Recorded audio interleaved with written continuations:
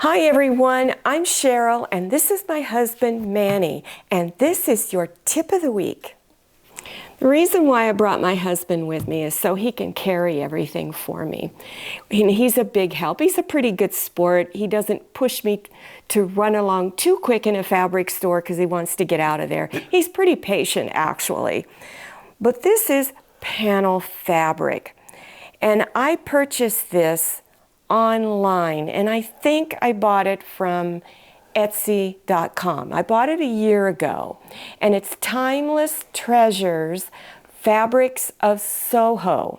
I like going to Etsy.com because they have a ton of Christmas fabric panels, dozens and dozens. It's just endless what they have. So this is one that I'm going to go over and give you some tips on what kind of border to put on it.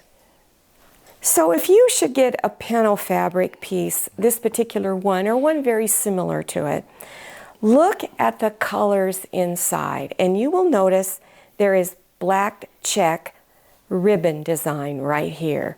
So I have black check. So I'm thinking about using this one as a really narrow border. It would be my first border I would put on.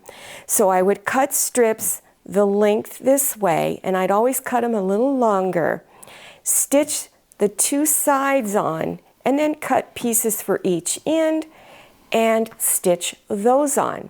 Now I want to put on at least one more border and maybe three.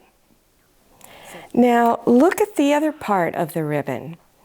I went through my stash and I found a small piece, it's not enough though, that represents this or looks very similar to it. Let me show you a couple more. This fabric would also go well as a border, and it goes with all these colors. Remember, the primary colors in here are red, green, and of course black. There's white in all of it too, but those are the colors you need to stick to. Make sure you get a deep bluish red to go with this and not an orangey red. It will clash. Now my favorite fabric was this one. This is the one I wanted to use as my final border, but I don't have enough of either of these fabrics. So when you're looking for your companion fabrics, this particular fabric here, the designer manufacturer, actually had a companion fabric. I don't remember which one it was. I think it was this one here, that you can also order. Now, not all of the sellers on Etsy have the companion fabric. You can find this one on Etsy, so go through all of it and look for the seller that offers the most options. So when you buy your companion fabric to do a border, make sure it's the same width as this piece. When I was going through my stash of Christmas fabric, because you need to start on your projects earlier in the year, at least by summer, so that you can get all of the supplies you want. So here's one I had in there. This one has a lot of gold in it. So you would need to find companion fabric that would go with it that also has gold in it so that it would match it. You don't want a real flat looking piece of fabric. You want something that has some dimension, and that gold adds a three-dimensional look to it. This one was also from Joann Fabrics and Crafts. Now the colors in this are dull, so you need to make sure you pick fabrics that are dull, not with a lot of gold and sparkle in it, because it will clash and it won't look very good. Now this one and the previous one I just showed you, of course, are from Joann Fabrics and Crafts, but I bought them a long time ago, so they're not going to probably have this in their stores. They might, but it is old inventory, so they want to bring in new stuff. Again, this one has really dull colors, so make sure you pick the right type of fabric to put a border on it. Now I'm going to show you quilts that I do have tutorials on, and I want you to look at the borders. This one panel piece already had a brown border printed on it. So all I had to add was the yellow fabric, and the fabric around the outer edge is companion fabric. It's not little squares stitched together, it's one solid piece. This has a triple border. I added the white or cream colored fabric, then the yellow, and then the green.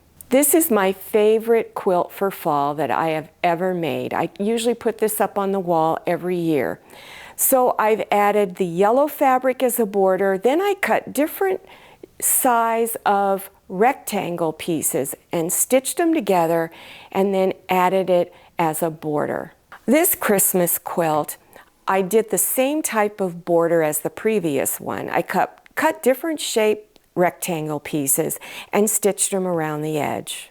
This is panel fabric, but they were just squares. I cut the squares out and used the quilt as you go method to tie it all together. This is not panel fabric, but I wanted to show it to you.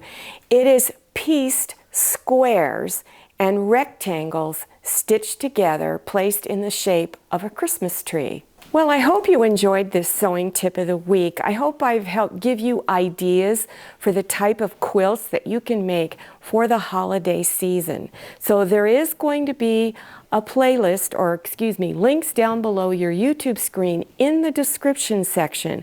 So scroll down below your screen, click on the word more, and it will expand open.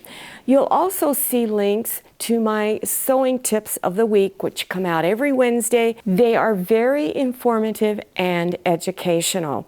Now make sure you follow me on Instagram and check out my Facebook page. I'm Cheryl and this is Manny. We'll see you next time, and happy sewing.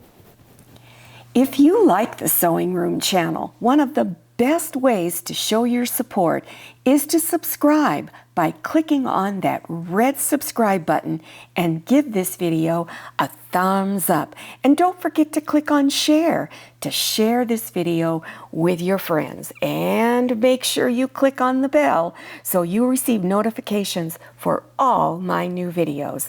I'm Cheryl, this is Manny, and this is Scotty. See you next time.